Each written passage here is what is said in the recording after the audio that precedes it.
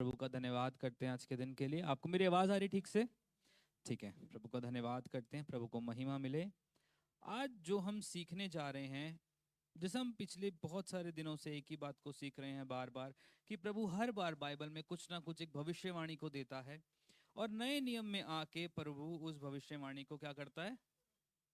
पूरा करता है। जब आज का वचन मैं तैयार कर रहा था तो मैं प्रभु से पूछ रहा था कि प्रभु, मैं क्या बात डिलीवर करूं, मैं किस बात के साथ तेरी सेवकाई करूं मेरे परमेश्वर पिता। क्या बात ऐसी है खुदावन जो तू हम सबको सिखाना चाहता है? तो प्रभु ने एक बहुत अच्छी बात को सिखाया, जो कि है नूहा की जिंदगी से। आप सब नूहा की जिंदगी को जानते हैं। नूहा की जिंदगी की अगर हम सबसे मेन और सबसे मोटी बात पकड़े तो वो यही है कि नूहा ने एक जहाज बनाया। 40 दिन 40 रात वर्षा हुई, बाढ़ आ गई, सब कुछ खत्म हो गया। और परमेश्वर ने उसको पहले ही बता दिया था कि तूने क्या करना है, एक जहाज को बनाना है। जब तू उस जहाज को बनाएगा तो क्या होगा, मैं तुझे बताऊंगा कि जहाज कैसे बनाना है, उसकी चौड़ाई लंबाई क्या होगी, कितनी होगी, वो सब कुछ मैं तुझे बताऊंगा।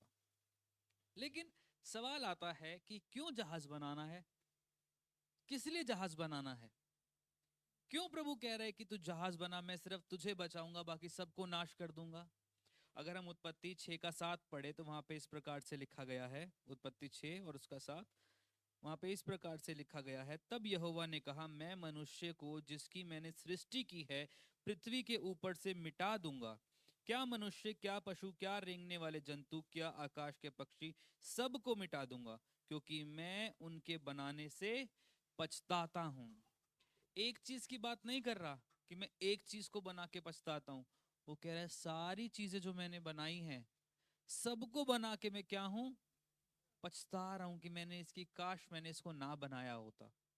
जब प्रभु ने किसी चीज की सृष्टि करी थी तब उसने क्या इस बात को सोचा था कि कभी ये चीज ऐसा करेगी मेरे लिए, या मेरी सृष्टि जिसको मैंने बनाया है वो मुझसे ही बलवा करेगी, वो मेरे मेरे प्रति ही ऐसी हो जाएगी कि हमें प्रभु नहीं चाहिए।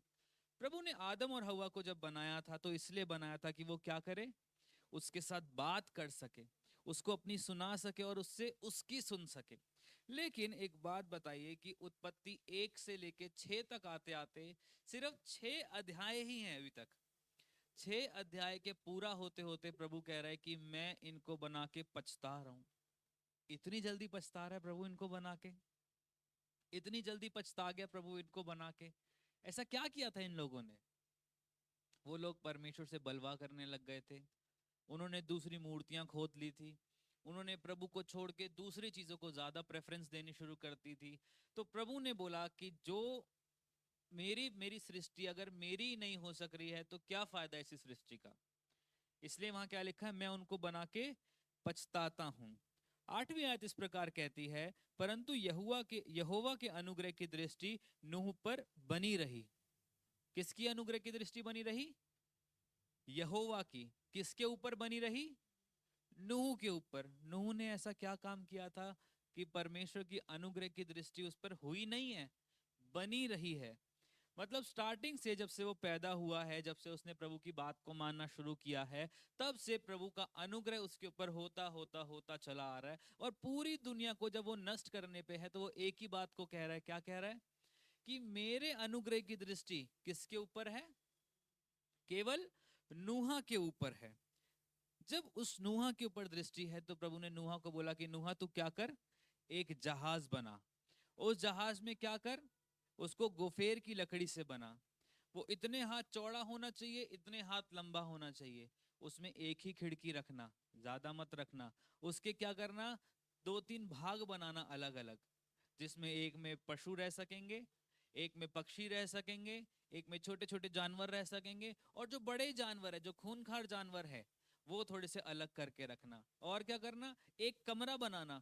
उस कमरे के अंदर कौन रहेगा? तू और तेरा परिवार सुरक्षित रहेगा।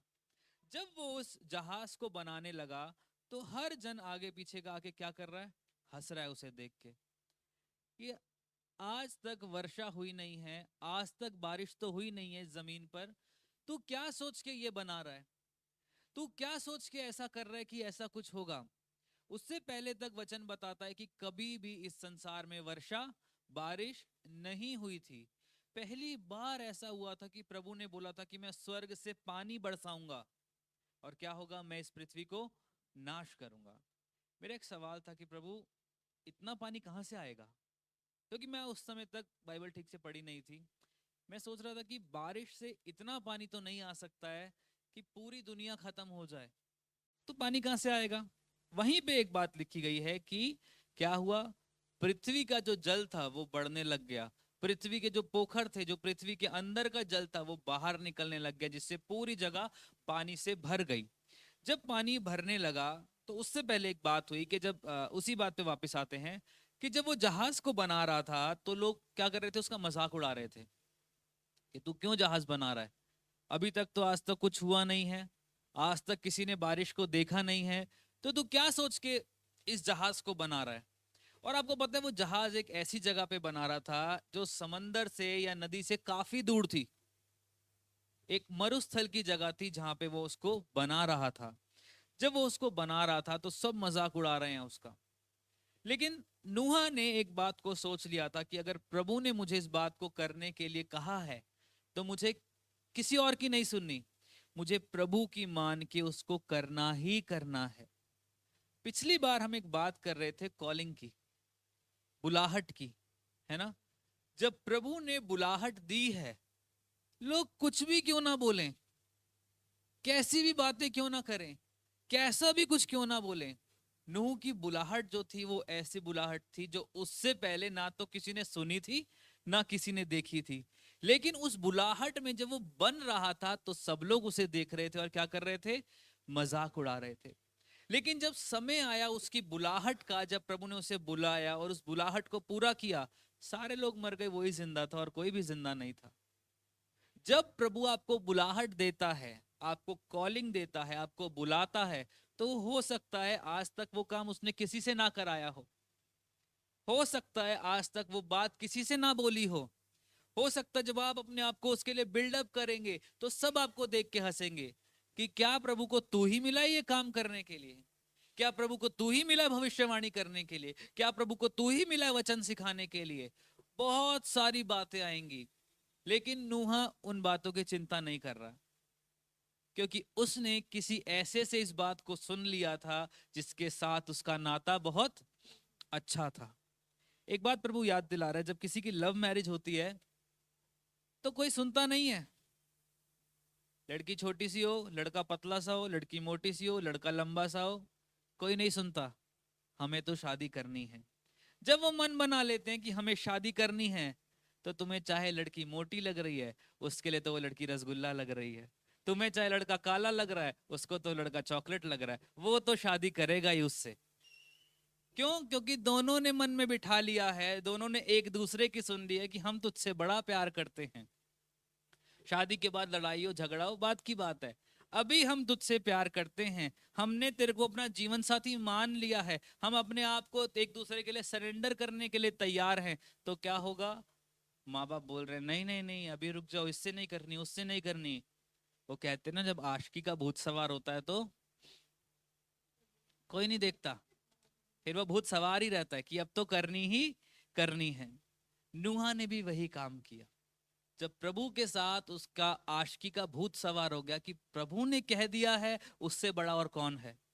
जब प्रभु ने कह दिया कि मैंने तुझे इस बात को करने के लिए कहा है, उससे बड़ा कौन है, अब तो मुझे करना ही पड़ेगा, अब तो मुझे करना ही पड़ेगा।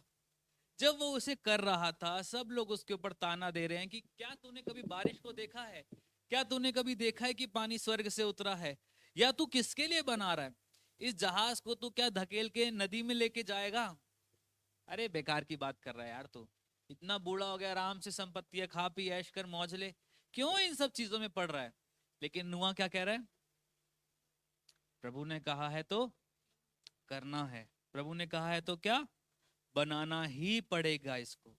जब उसको उसने बना लिया, प्रभु ने क्या किया, दरवाजा बंद कर दिया उसका। 40 दिन 40 रात बारिश होती रही। अब लोगों ने देखा कि जिसने जिसको हम बोल रहे थे कि ऐसा कुछ नहीं होगा, अब वो होना शुरू हो रहा है। 1 दिन 2 दिन पानी नीचे से थोड़ा ऊपर आने लगा, पैरों तक आने लगा। अब लोग जाके खटखटा रहे हैं, नूहा दरवाजा खोल, हमें अंदर ले ले। लेकिन आपको पता है उस जहाज के अंदर कुंडी भी नहीं थी, कुंडी ही नहीं थी उस जहाज के अंदर। नूहा खोले तो खोले कहां से, क्योंकि वचन कहता है कि दरवाजा किसने बंद किया है, यहोवा ने। जब यहोवा बंद कर चुका है तो इंसान की क्या मजाल उसे खोल दे। जब यहोवा आपके लिए कुछ ऐसे दरवाजों को बंद कर चुका है जो आपके लिए अच्छे नहीं हैं, कितना भी जोर लगा लो नहीं खुलेंगे, नहीं खुलेंगे वो दरवाजे। नहीं बाहर की चीजें आपके अंदर आने देगा वो, क्योंकि उसने कुछ चीजों को बंद किया है ताकि आप आत्मिकता में और आगे बढ़ सको। आमीन। लोग वहां पे चिल्ला रहे हैं कि नूहा दरवाजा खोल, हमें अंदर ले ले। तो कह रहा नहीं खोलूंगा, प्रभु कह रहा नहीं खोलूंगा। जब तुम्हारे पास समय था मन फिराने का, तुम फिरा सकते थे, नूहा की बात पे विश्वास कर सकते थे, तब तो तुमने किया नहीं। अब क्यों नूहा के पीछे पड़ रहे हो, दरवाजा खोल दे, नहीं खुलेगा। 40 दिन 40 रात बारिश होती रही, धरती के जितने भी अंदर की चीजें थी, अंदर का पानी था, वो सब बाहर आया। पूरी पृथ्वी पे पानी भर गया, हर जगह फ्लड फ्लड हो गया, कुछ भी नहीं बचा। और वहां लिखा है कि एक समय ऐसा आया कि जो नूहा का जो जहाज था वो क्या करने लगा, ऊपर उठ के फ्लोट करने लगा। अब सोचने वाली बात यह है कि वो अपने आप फ्लोट जब कोई चीज करती है तो वो पानी के बहाव के सहारे होती है। नूहा ने उस जहाज में कोई चप्पू नहीं बनाया था, नूहा ने उस जहाज में कोई पंखा नहीं लगाया था, नूहा ने उस जहाज में कोई स्टीयरिंग व्हील नहीं बनाया था कि वो अपने आप से चला सके। वचन कहता है कि वो जो जहाज था वो चलाने के लिए नहीं बनाया गया था, वो तैरने के लिए बनाया गया था कि वो तैरे। और उसके अंदर स्टीयरिंग व्हील भी नहीं लगाया गया था, क्योंकि प्रभु नहीं चाहता था कि जब मैं तुझे अलग कर रहा हूं तो तू अपने आप को चलाए। मैं चाहता हूं कि जब मैंने तुझे अलग किया है तो मैं तुझे चलाऊंगा अपनी रीति से। कितनी अमेजिंग बात है।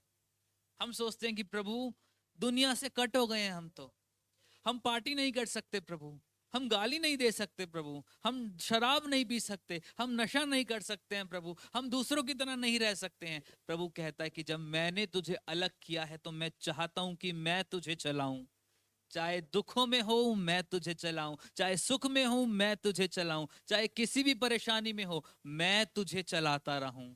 इसलिए मैंने तेरे अंदर से स्टीयरिंग व्हील हटा दिया है कि तू अपनी समझ से चल ही ना सके। वचन कहता है कि अपनी समझ का सहारा लेना तो मूर्खता है।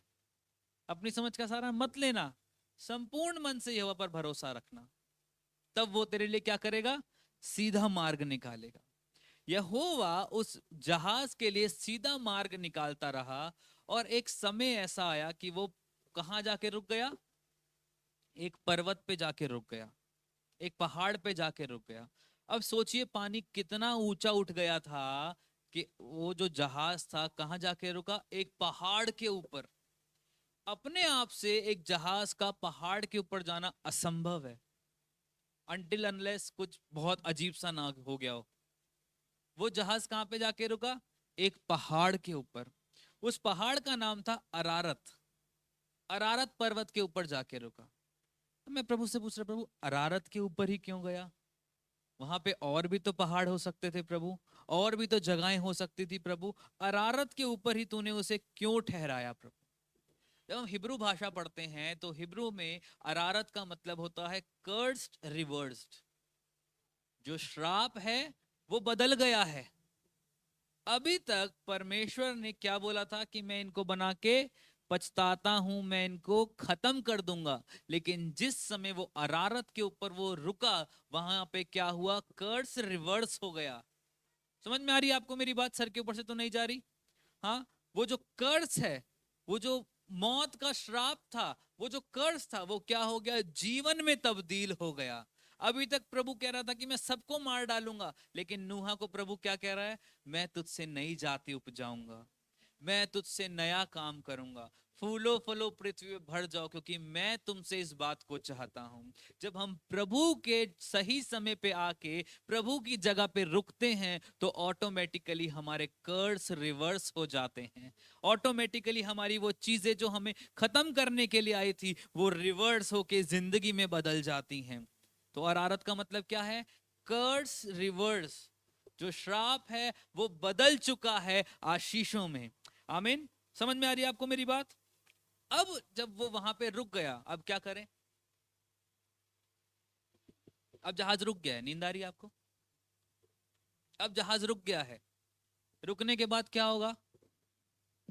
रुकने के बाद जहाज कुछ समय तक वहीं पे रुका रहा। छठा अध्याय खत्म हो गया, सातवां अध्याय खत्म हो गया। अब शुरू होता है आठवां अध्याय। आठवें अध्याय में एक बड़ी अलग सी चीज हुई। वो क्या थी कि परमेश्वर ने मूसा को नूहा को एक बात बोली। नूहा, पक्षी उड़ा। उसने दो पक्षियों को उड़ाया।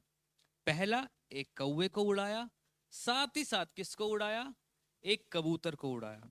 मेरे साथ निकालिए उत्पत्ति 8, उसका 7वां, 7 से पढ़ेंगे। वहां ऐसा लिखा है, 6 से पढ़ते हैं चलिए। फिर ऐसा हुआ कि 40 दिन के पश्चात नूह ने अपने बनाए हुए जहाज की खिड़की खोलकर एक कौवा उड़ा दिया। जब तक जल पृथ्वी से सूख ना गया तब तक कौवा इधर उधर फिरता रहा। क्या हुआ? किसको उड़ाया? एक कौवे को उड़ा दिया। थोड़ा अजीब नहीं लग रहा? आप में से किसी को कौवा पसंद है? आपने कभी कौवा पाला है अपने घर में? हाँ। अगर हम देखें पक्षियों में, आप किसको पालते हैं? कबूतर पालते हैं, कबूतरबाजी कराते हैं, और चूजे पाल लेते हैं, और बतख भी पाल लेते हैं कुछ लोग ऑस्ट्रिच भी पाल लेते हैं। कौवा कोई नहीं पालता है। कौवे को कोई अच्छा नहीं समझता, क्योंकि कौवा क्या करता है? जो लाश होती है उसमें से खाता है। कौवे को देख के मन करता है नहीं नहीं नहीं, कुछ और सही, चिड़िया सही है लेकिन कौवा नहीं है, चोंच मारता है बड़ी तेज से, कौवा नहीं चाहिए, है ना? तो जब वो इस बात को मैं पढ़ रहा था कि उसने कौवे को उड़ाया, मैं प्रभु से पूछ रहा, मैंने कहा प्रभु कौवे को उड़ाने का क्या मतलब था तेरा? कौवे को तू क्यों उड़ा रहा है प्रभु? जब तूने कबूतर को बाद में उड़ाना ही था तो पहले कौवे को उड़ाना क्यों जरूरी था? अगर आपने इस बात को पढ़ा तो आपके दिमाग में कभी ये बात नहीं आई कि कौवा क्यों उड़ाया? उड़ाया तो उड़ाया, वो तो कभी वापस भी नहीं आया। तूने क्यों कौवे को उड़ाया प्रभु? हाँ, बताइए, कुछ सोचिए इस बारे में। चलिए 8वीं आयत पढ़े तो वहां ऐसा लिखा है, फिर उसने अपने पास से कबूतरी को भी उड़ा दिया कि देखे कि जल भूमि से घट गया है कि नहीं। जब कबूतर को उड़ाना ही था, कौवे की क्या जरूरत थी? कबूतर मस्त एकदम गोरा सा, चिट्टा सा, साफ सा, सुंदर सा लग रहा है। कौवा कितना गंदा सा लगता है, काला सा, है ना? चैं चैं चैं चैं करता रहता है, आवाज भी अच्छी नहीं है, आवाज भी कानों में लगती है। क्यों उड़ा रहा है प्रभु कौवे को? क्यों उड़ा रहा है प्रभु? जब मैं इस बात को पढ़ रहा था, प्रभु ने एक बहुत अजीब सी बात मुझसे बोली कि जो कहानी है, ये कहानी सिर्फ फ्लड के बारे में नहीं है, ये कहानी सिर्फ बाढ़ के बारे में नहीं है, ये कहानी सिर्फ नूहा के बारे में नहीं है, ये कहानी सिर्फ दुनिया को खत्म करने के बारे में नहीं है, ये कहानी है दुनिया में साल्वेशन को लेके आने की। अब प्रभु कैसे? सब कुछ तूने खत्म कर दिया, नूहा को तूने बचा लिया, उससे उद्धार कैसे आ सकता है प्रभु? और तू वहां लिख रहा है तूने कौवे को और कबूतर को उड़ाया। कौवे से तो उद्धार बिल्कुल भी नहीं आ सकता है प्रभु। चलो कबूतर को हम समझ सकते हैं, कौवे से तो बिल्कुल भी उद्धार नहीं आ सकता है। हाँ, अगर हम पढ़ें आगे कौवे के बारे में तो कौवा गंदा सा लगता है, फ्लैश के ऊपर अपनी जिंदगी को जीता है, और क्या करता है? चोरी करके ले आता है ना? अपनी मन मर्जी का मालिक होता है, अपनी मर्जी से रहता है। और सबसे बुरी बात, जहां पे गला हुआ मांस होता है ना, वहीं पे जाता है वो सबसे ज्यादा, है ना? आगे बढ़े तो वहां पे एक बात को प्रभु ने मुझे समझाया। बाइबल में दो प्रकार की आर्क के बारे में बात करी गई है। अगर हम इंग्लिश बाइबल पढ़ें तो एक वर्ड है आर्क, ARK। वो 2 बार बाइबल में आया है, 2 अलग अलग चीजों के लिए आया है, लेकिन दोनों का जो महत्व है वो सेम है। पहली चीज जब प्रभु ने बताई आर्क, वो क्या है? आर्क, आर्क मतलब नूहा के जहाज को आर्क कहा गया है, नूहास आर्क।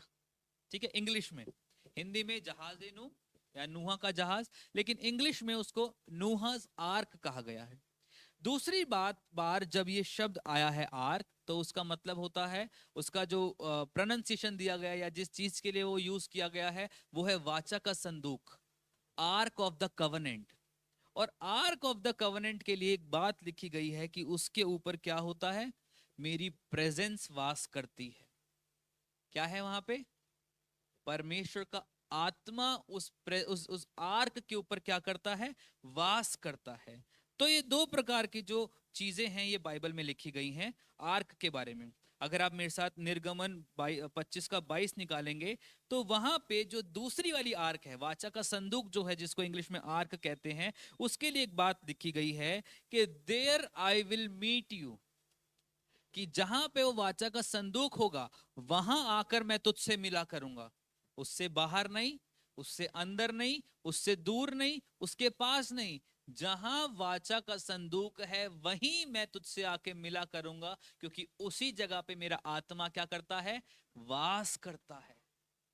उस आर्क के ऊपर मेरा आत्मा वास करता है।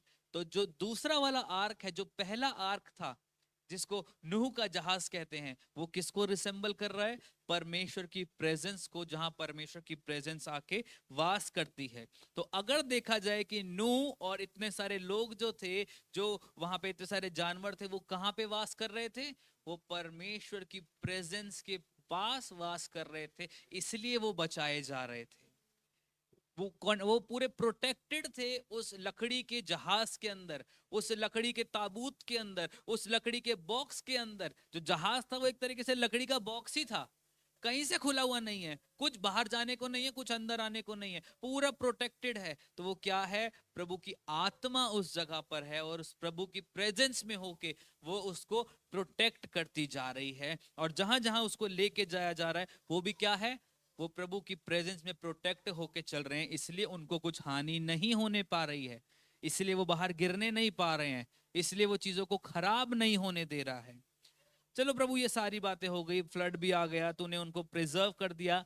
कौवे का क्या, जो तूने कौवा उड़ाया था उसका क्या करें? तूने अपनी प्रेजेंस के बारे में बता दिया, फ्लड के बारे में बता दिया, एक भविष्यवाणी है ये, वो भी तूने बता दिया। कौवे का क्या करूं मैं? कौवे को जेब में डाल के लेके जाऊं जो तूने यहाँ पे लिखा है? कौवे का क्या करना है प्रभु मुझे? तो जो कौवा है उसके लिए एक बात लिखी गई है कि कौवा जब उड़ा तो कभी वापस नहीं आया।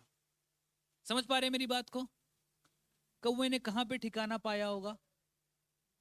इतनी सारी लाशें थी, इतने सारे कारकेसेस थे, इतनी सारी सड़ी गली चीजें थी, तो कौवे के लिए तो मस्त चीजें थी।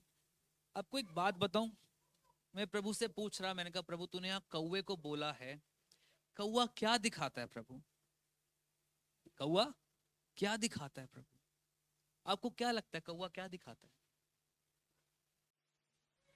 हाँ, चलो कोई बात नहीं, जल्दी जल्दी जाते हैं हम लोग, ठीक है। जो कौवा है वो एक एक कहते हैं ना पिक्चर, आप अपने दिमाग में सोचिए, वो एक पिक्चर दिखाता है फॉलन मैनकाइंड की, उन लोगों की जो अपनी जिंदगी को अपने आप से जीना चाहते हैं, उन लोगों की जो खुले तरीके से अपने आप को रखवाना चाहते हैं, उन लोगों की जो करप्शन के ऊपर अपने आप को फीड करते हैं, उन लोगों की जो कभी भी परमेश्वर से दूर जाके उनके पास नहीं आना चाहते। कौवा दिखाता है ऐसे लोगों को। एक बात बड़ी सोचने वाली है कि जो कौवा वहां से निकला वो भी प्रभु की प्रेजेंस में ही था, उस आर्क के अंदर था जहां उसकी प्रेजेंस रहती थी। लेकिन फिर भी जब वो बाहर निकला उसने बोला मैं बंदिश में नहीं रह सकता, मुझे गंदी चीजों में रहना पसंद है, मुझे उन चीजों पे रहना पसंद है जो करप्ट हो रही हैं, जो खराब हो रही हैं, जो लाश के समान हो गई हैं, जो मृत्यु को दिखा रही हैं, मुझे उनमें रहना पसंद है। इसलिए जब कौवा वहां से निकला वो कभी वापस नहीं आया। ये चीजें दिखाती हैं स्पिरिट ऑफ फ्लेश को। परमेश्वर का वचन कहता है कि तू कैसे चलना, आत्मा की चाल चलना, शरीर की चाल मत चलना, क्योंकि शरीर तो नाशवान है, तुझे नाशवान दशा में ही रखेगा, तुझे नाश करने के लिए ही लेके जाएगा। तू क्या चलना, आत्मा की चाल चलना। लेकिन ये कौवा क्या दिखा रहा है? स्पिरिट ऑफ फ्लेश, वो आत्मा जो इस शरीर को चला रही है कि हमें प्रार्थना करना पसंद नहीं है, हमें नशों में रहना पसंद है, हमें गंदगी में रहना पसंद है, हमें व्यभिचार करना पसंद है, हमें गाली देना पसंद है। कोई लड़ाई करे तो तूने एक गाली कैसे दी, मैं तेरे को 10 गाली दे के दिखाता हूं, वो पसंद है। बिन बात के भिड़ना पसंद है, बिन बात की चुगलियां करना पसंद है। वो दिखाता है स्पिरिट ऑफ फ्लेश को, जो एक समय थी तो प्रभु की प्रेजेंस में, लेकिन जब वहां से उसको बाहर निकाला गया तो कुछ कर, वो क्या करा उसने, वो बिल्कुल ही चला गया। आज बहुत सारे लोग कलीसियाओं में आते हैं, वचन को सीखते हैं, प्रभु की बातों को मानते हैं, प्रभु की बातों को देखते हैं, लेकिन जब हल्का सा उनको संसार दिखने लगता है ना, वो कहते हैं हमारे लिए संसार अच्छा है, ये बंदिशों में हम नहीं रह सकते। मैंने 3 हफ्ते पहले एक बात को बताया था, your calling comes with exclusivity, your anointing comes with restriction. जो आपकी बुलाहट है आपको एक्सक्लूसिव बनाती है कि वो काम तू ही कर सकता है, लेकिन आपका जो मसा है, आपकी जो अनॉइंटिंग है, वो आपको रिस्ट्रिक्ट करके रखती है। 1 घंटा प्रार्थना बैठना बहुत जरूरी है, कहीं पर भी हो बैठ प्रार्थना में, मुंह से गलत बातें नहीं निकलनी चाहिए। कोई कितना भी बोल रहा हो तुझे नहीं करना है, कोई व्यभिचार करने जा रहा हो तुझे नहीं जाना है, तुझे प्रार्थना करनी है उसके लिए कि प्रभु उसके उसके घुटनों को टिका, उसको वापस लेकर आ प्रभु। तुझे रिस्ट्रिक्ट होके रहना है, क्योंकि तुझे मैंने बुलाया है अलग होने के लिए, कि तू अलग रहे और बहुतों को अलग बना सके मेरे लिए। तो ये जो स्पिरिट ऑफ फ्लेश है, ये दिखाती है कौवे को कि कौवा अपनी जिंदगी जीने के लिए जा रहा है। स्पिरिट ऑफ द वर्ल्ड को दिखाती है कि उसको संसार ज्यादा प्रिय लग रहा है रादर देन परमेश्वर की प्रेजेंस। मैंने कहा प्रभु बहुत अच्छी बात है, ये बात हमें सिखा रही है कि हमें कौवा नहीं बनना है, कि जो था तो प्रभु की उपस्थिति में, लेकिन मौका मिलते जब उड़ा तो बिल्कुल ही उड़ गया, खराब चीजों में चला गया। अब जो 40 दिन और 40 रात का समय था, जब क्या हो रही थी, बारिश हो रही थी, प्रभु वो क्या दिखा रहा है, वो किस चीज को दिखा रहा है? वो दिखा रहा है 4000 साल के समय को। 2000 साल का समय वो जो मूसा से, अब्राहम से लेके यीशु मसीह के आने तक का, और 2000 साल वो जो यीशु मसीह के बाद आने हैं। समझ पा रहे हैं आपको मेरी बात? सोना मत, हाँ थोड़ा ध्यान लगा के सुनना इस बात को। 4000 साल का समय, 2000 साल यीशु मसीह के आने से पहले, जब मूसा था, आदम था, आदम के मूसा था, अब्राहम था, इजहाक था, याकूब था, यूसुफ था, वो सब चलते हुए आ रहे हैं, अपने डिसेंडेंट्स को लेते हुए आ रहे हैं, कहां तक? यीशु मसीह के आने तक। ये 2000 साल क्या हो गए? कंप्लीट हो गए। अब बाकी जो 2000 साल का समय है, वो ये है जो यीशु मसीह के आने के बाद का है। वो दिखा रहे कौन सा? 40 दिन को। अब जब उस कबूतरी को भेजा गया, तो वहां पे वो किस चीज को दिखा रही है? यीशु मसीह के आने की एक भविष्यवाणी को, कि अब तक तो वो प्रिजर्व था, लेकिन यीशु मसीह जब आया, उसकी प्रेजेंस उठी वहां से, आर्क ऑफ द कवनेंट खोला गया, तो क्या हुआ? वो पवित्र आत्मा को लेकर आया। समझ में आ रही है आपको मेरी बात? वो पवित्र आत्मा को लेकर आया कबूतर के रूप में। जब उस कबूतर को छोड़ा गया, मेन बात वहां से स्टार्ट होती है। जब पवित्र आत्मा को हम लोगों को दिया गया, कब दिया गया? पेंतिकोस्त के दिन में, जब पवित्र आत्मा का आगमन हुआ, तो मेन किस्सा शुरू होता है कि अब क्या हुआ है? कौवा उड़ गया, कबूतर भी उड़ गया, कौवा वापस नहीं आया, कबूतर वापस आ रहा है। वो क्या लेकर आ रहा है?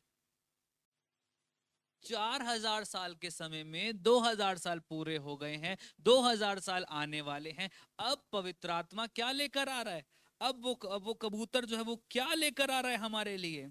2000 साल पहले अगर देखो तो यीशु मसीह अपने आप को, खुदा जो था, अपने आप को किस तरीके से रिवील कर रहा है? एलोहीम के रूप में, एल शडाई के रूप में, याहवे के रूप में अपने आप को दिखा रहा है कि मैं जलन रखने वाला परमेश्वर हूं, मेरे सिवा किसी और की उपासना मत करना, मैं गुस्से से भरा परमेश्वर हूं। पूरा पुराना नियम उठा के आप देख लो, अगर किसी ने कुछ गलत किया है, प्रभु ने ग्रेस नहीं दिया है। मारा है उसको। और व्यवस्था भी यही कहती है, आंख के बदले आंख, मुंह के बदले मुंह, जान के बदले जान, दांत के बदले दांत। तूने गलत किया है, चाहे तू कितना भी सही हो, डजंट मैटर, तेरे ऊपर जजमेंट आएगा ही आएगा। पुराने नियम का परमेश्वर जजमेंट को लेकर आने वाला परमेश्वर था। और जो वो पानी था वो भी किसको दिखा रहा है? जजमेंट को। क्योंकि प्रभु ने इस बात से जज किया कि ये लोग करप्ट हो चुके हैं, मैं इनको बना के पछता रहा हूं, मैं इनका न्याय करूंगा। जब वो पानी बढ़ता गया, जजमेंट भी बढ़ता गया। और जजमेंट को कोई भी झेल नहीं पाया सिवाय नूह के, क्योंकि नूह के ऊपर प्रभु के अनुग्रह की दृष्टि थी। बाकी सब के ऊपर जब जजमेंट आया, सब लोग क्या हो गए? मरते चले गए, मरते चले गए, मरते चले गए। लेकिन एक बात वहां पे बहुत अच्छी हुई कि जब जजमेंट थोड़ा थोड़ा घटने लगा तो क्या हुआ? कबूतर उड़ा और क्या लेकर आ रहा है? एक जैतून का पत्ता लेकर आ रहा है। क्या वहां पे कोई और पेड़ नहीं था? जैतून का पेड़ जो होता है, जैतून का जो वृक्ष होता है, इतनी आसानी से नहीं उगता है। वहां बहुत सारी घास हो सकती है, बहुत सारे पत्ते हो सकते हैं, बहुत सारे फ्रूट हो सकते हैं, बहुत कुछ हो सकता है। लेकिन वो कबूतर जैतून का पत्ता ही क्यों लेकर आ रहा है? ऐसी क्या चीज है जो उसको जैतून का पत्ता लाने पे मजबूर कर रही है? हम्म कुछ बता सकते हैं आप इस बारे में? पहली बार उसको उड़ाया, वापस आ गया, कौवा वापस नहीं आया। दूसरी बार जब उसको उड़ाया तो क्या हुआ? वो देख रहा है कि पानी घट रहा है और जैतून का पत्ता लेके वो वापस आ रहा है। ठीक है, पूरी बाइबल में अगर हम देखें तो यहाँ पे 3 बार उसको उड़ाया गया है। किसको? ठीक है, मैं आपको बताता हूँ, मैं उस चीज को बताता हूँ आपको। 3 बार कबूतर को उड़ाया गया है। कौए को एक बार उड़ाया, वो चला गया, वापस नहीं आया। कबूतर को 3 बार उड़ाया गया है। पहली बार जब उड़ा, एज इट इज वापस आ गया, लेकिन वापस जरूर आया है। दूसरी बार जब उड़ा है, जैतून का पत्ता लेकर आ रहा है। वो क्या दिखा रहा है? वो दिखा रहा है कि जो पानी है वो घट रहा है, जो जजमेंट है वो क्या हो रहा है? वो धीरे धीरे घटता जा रहा है और उद्धार आता जा रहा है। उद्धार कैसे आ रहा है? जीने की नई आशा मिल रही है कि पानी में तो कोई नहीं जी सकता, लेकिन पानी कम होता जा रहा है, चीजें साफ होती जा रही हैं।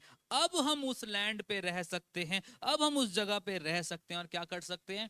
एक नए मैनकाइंड को जन्म दे सकते हैं, नए तरीके से रह सकते हैं। उद्धार आपको क्या करने के लिए मजबूर करता है?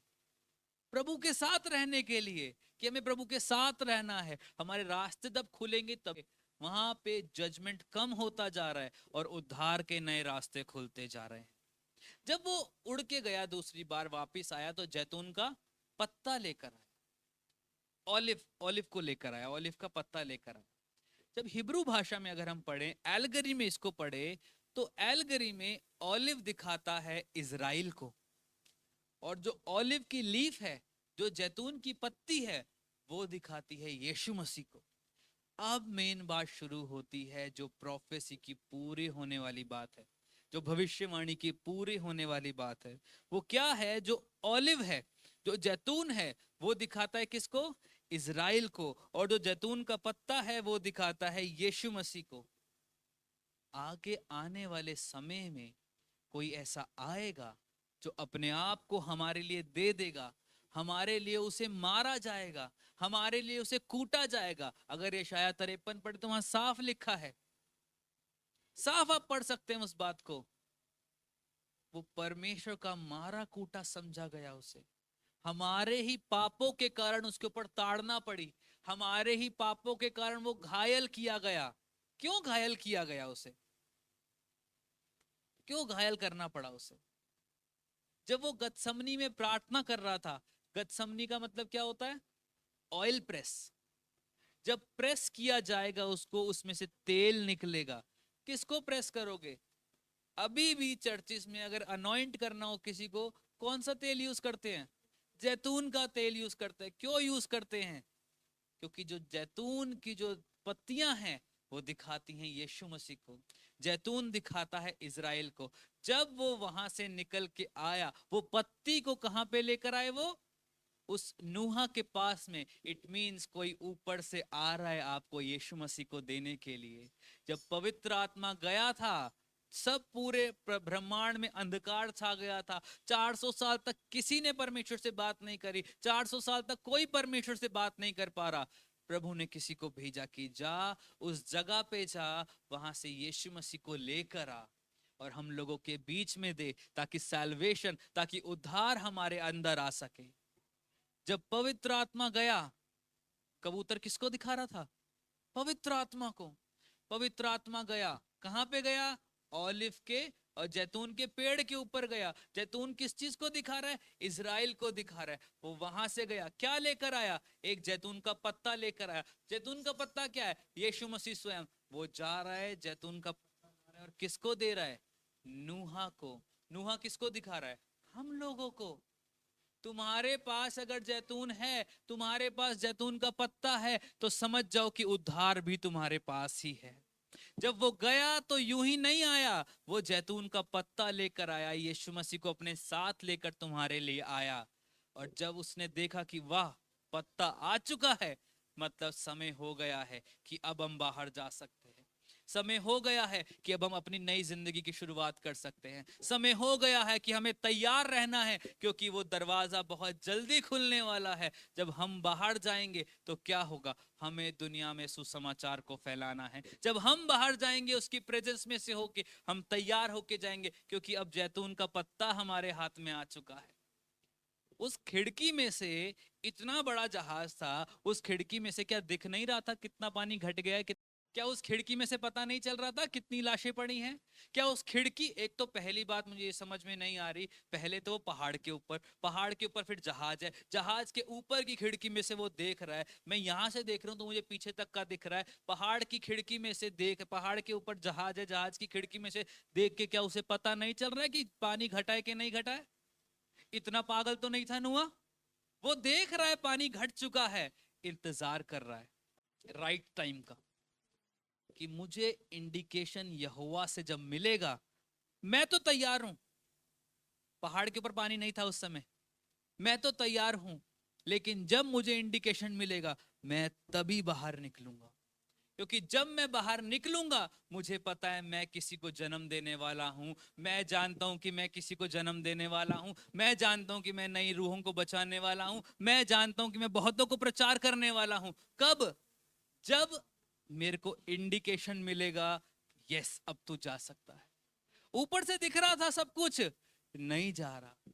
दिक्कत यही है, इंडिकेशन नहीं मांग रहे हैं प्रभु, कब निकलना है। नूहा कितना तड़प रहा होगा, 1 साल से उस बंद कोठरी में पड़ा हुआ है, कितना तड़प रहा होगा, मुझे बाहर जाना है, मुझे निकलना है इस जगह से, मुझे निकलना है। प्रभु प्रभु कह रहा है रुक जा, वेट कर, मैं तुझे किसी बात की घटी नहीं होने दे रहा हूं, जस्ट वेट अपॉन मी, इंतजार कर, मेरे को पता है तुझे कब बाहर निकालना है। उसको पता है आपको कब अंडे में से बाहर निकालना है। अंडे की बात आ गई है तो मैं बिना बोले रहूंगा नहीं। अंडा देखा है किसी ने? अंडे को बाहर से तोड़ोगे, कितने का मिलेगा? कितने का मिलेगा? ये अंडा है, सपोज करो, कहाँ है अंडा? चलो ऐसी बात लो, एक अंडा है, अंडे के लिए ऑमलेट बनाओगे, ऑमलेट के लिए अंडा जब तोड़ोगे उसमें से 6 रुपए का माल निकलता है, बस मैक्सिमम 10 रुपए का माल निकलता है, इतना ही निकलता है। एक अंडे में मेरा पेट तो नहीं भरता, किसी का पेट नहीं भरता, लेकिन अंडा जब अंदर से टूटता है, एक नई जिंदगी उसके अंदर से निकलती है। वो आगे चल के 250 रुपए का पूरा मुर्गा बिकता है। आमीन। जब अंडा बाहर से तोड़ा जाएगा, मे भी उसकी वैल्यू नहीं होगी। आपको लग रहा हो कि आपके ऊपर बड़ा प्रेशर आ रहा है, बहुत प्रेशर आ रहा है, बाहर से तोड़ा जा रहा है, मैं आपको बताऊं, अगर आप बाहर से टूटने के लिए रेडी हैं, कोई वैल्यू नहीं करेगा आपको। जब अंदर से टूटने के लिए तैयार हो जाओगे ना, जब प्रभु का काम होगा, अंदर से टूटोगे, याद रखना नई जिंदगी जन्माने वाले बन रहे हो। याद रखना नई जिंदगी आपके अंदर से निकलेगी। याद रखना आप एक जीव को जन्म दोगे। जब उसको पता चला कि मेरा समय हो गया इस अंडे में से बाहर निकलने का, अब मैं बाहर जाऊंगा तो अपनी जिंदगी को और बड़ा कर दूंगा, जब मैं बाहर जाऊंगा अपने खानदान को बड़ा कर दूंगा, प्रभु ने बोला वेट कर इस जगह पे। उसने वेट किया। ऊपर से सब दिख रहा है, प्रभु वो पत्ता भी आ गया है, वो पेड़ भी आ गया है, मैं कब जाऊंगा? वेट कर, जब तक यीशु तेरे पास नहीं आएगा, तू चला तो बेशक से जाएगा, लाशों के बीच में घिरा रहेगा। सारी लाशें थी वहां पे, पूरे जगत भर की लाशें थी, बदबू थी। लेकिन जब पत्ता मिला, कुछ भार बदला नहीं है अभी तक भी वही है।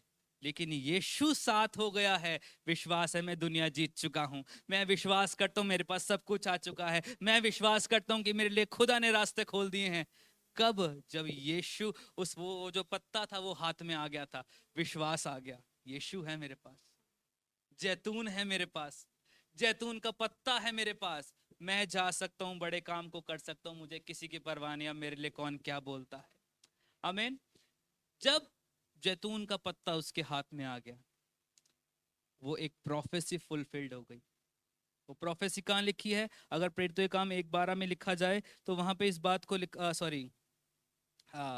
गलातियों 4:4 में लिखा गया है, When the time had come, God sent his son। जब समय सही आया, परमेश्वर ने अपने पुत्र को भेज दिया।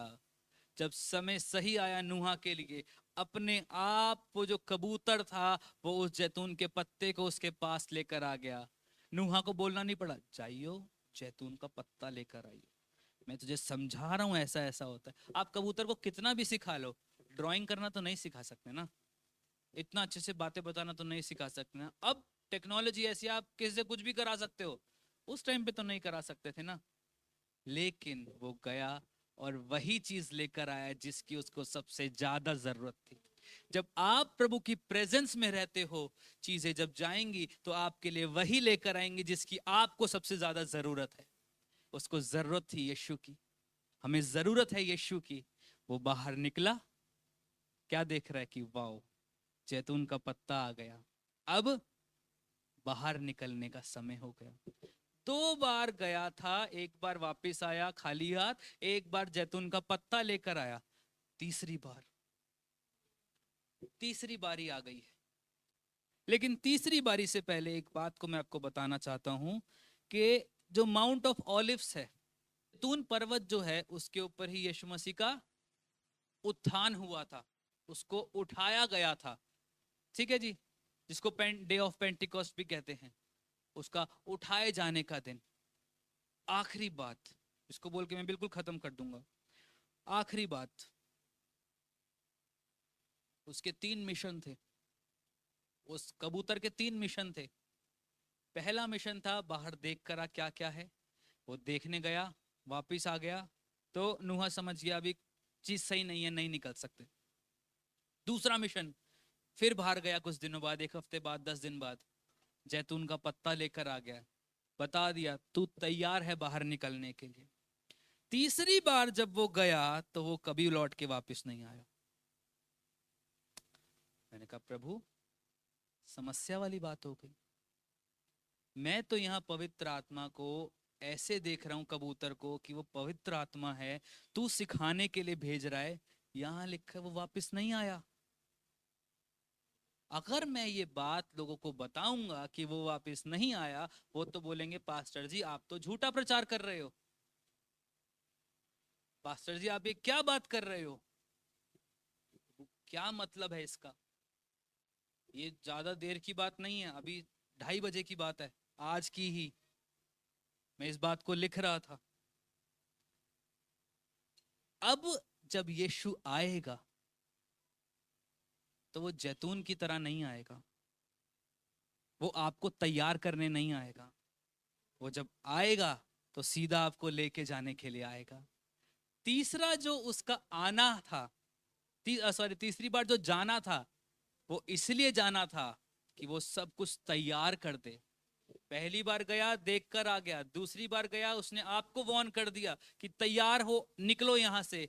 तीसरी बार अब वो तैयारी करने गया है, वो तैयारी कर रहा है उस घर को बनाने के लिए, क्योंकि अब जब वो आएगा तो वो इसलिए नहीं आएगा कि आपको तैयार करे, वो सीधा बादलों पे आएगा आपको उठाने के लिए, वो सीधा बादलों पे आएगा आपको अपने साथ ले जाने के लिए, वो सीधा बादलों पे आएगा अपनी दुल्हन को लेके जाने के लिए।